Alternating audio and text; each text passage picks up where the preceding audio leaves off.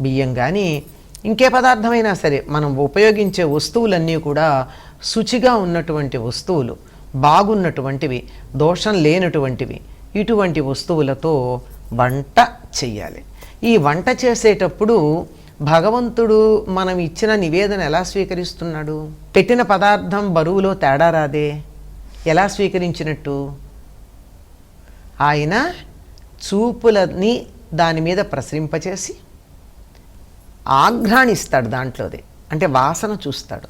మనం అక్కడ పెట్టినటువంటి పదార్థాన్ని దాని నుంచి వచ్చేటటువంటి వాసన ద్వారానే భగవంతుడు స్వీకరించి తన కంటి నుండి అనుగ్రహాన్ని దాని మీద ప్రసరింపచేస్తాడు. మరి ఆయన వాసన చూస్తాడు అన్నప్పుడు మనం వాసన చూసింది ఆయనకి ఇవ్వచ్చా? పెట్టకూడదు కదా. అందుకని శ్రీ వైష్ణవులైతే తప్పనిసరిగా వంట చేసేటప్పుడు బట్ట కట్టుకుంటారు. ఎందుకు కట్టుకుంటారు? వండుతున్న వంట తాలూకు వాసన మేం చూడము, దేవుడే చూడాలి అని.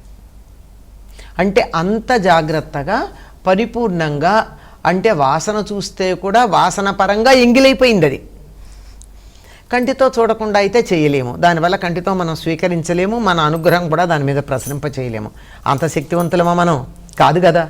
కనుక వాసన కూడా చూడకుండా, రుచి చూడకుండా ఆ ఉన్నటువంటి పదార్థాన్ని దైవానికి అర్పిస్తారు.